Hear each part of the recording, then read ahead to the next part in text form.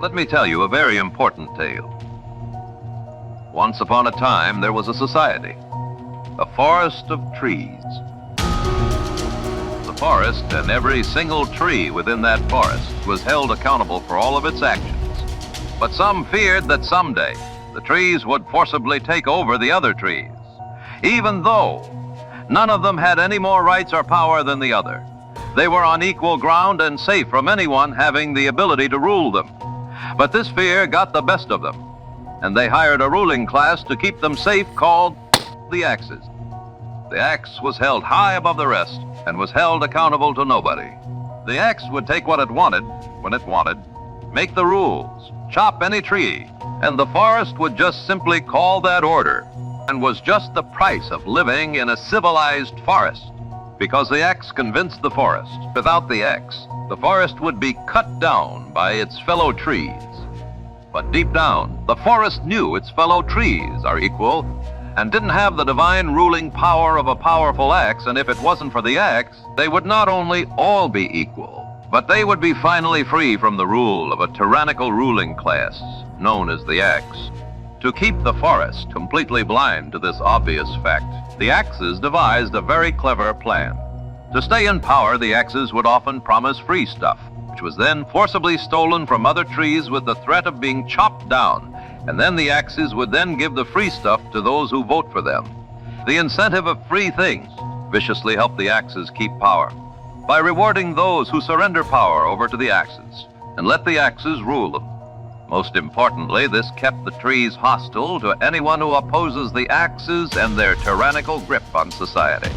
Because if anyone tried to overthrow the Axes, they unfortunately could no longer receive things for free. The Axes often lended out their abusive power to those who would vote for them, allowing others to act on their greed and steal from other neighboring trees.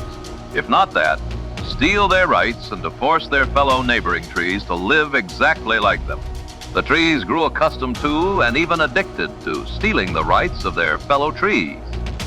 There was an obvious problem that no one in society was blind to. The rights of the trees in the forest were quickly all vanishing. The amount of labor they needed to do to afford things drastically increased. Over time, something became viciously apparent. The forest was shrinking extremely fast, but the trees kept voting for the wicked axe. For the axe was very clever and convinced the trees that because his handle was made of wood, he was just one of them. And they were now in constant debt to other neighboring forests. But the Axes convinced the trees they would never have to pay this debt because it's just far too high and just to ignore it and lash out at anyone who finds it concerning. Also, the Axes taught that the deforestation of society was actually not a bad thing, but in fact was a good thing. The Axes told the trees they were striving more than ever. They called the blatant deforestation of society axonomics. And they should be not only happy, they should be unbelievably thankful that they have the Axes around. There was something very unfortunate going on that no one was paying attention to. The entirety of the forest wasn't wise to the fact both sides were equally losing rights and limbs.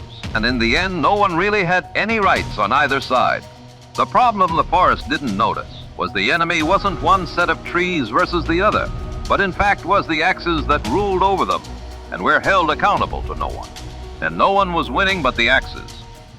Very unfortunately, the trees didn't take notice of this obvious truth until it was far too late. Timber! And the last tree crashes hard to the ground.